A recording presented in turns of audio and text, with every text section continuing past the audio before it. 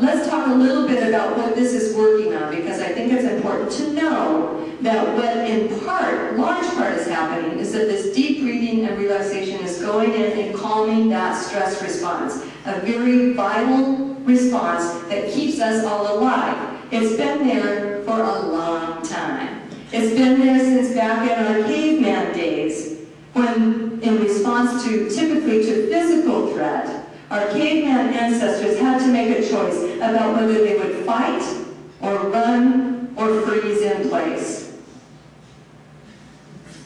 It's there because it needs to be there. We still have that same response. It comes from clear back through a few channels, but essentially from clear back at the brainstem, clear back at the base of the brain, and it prepares us to either freeze or go into action.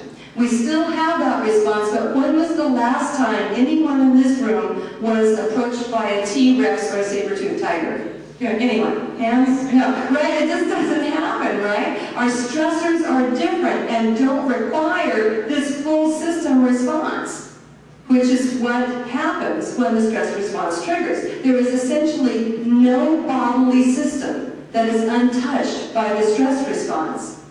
And so when that happens, of course, the toll is taken. Genes are expressed. Stress, we know, affects the genetic expression in an adverse way. And so when we can begin to calm the stress response, it starts to make sense that maybe we can begin to change some of the ways illness works in each of us, even at the level of DNA, potentially. It seems like it.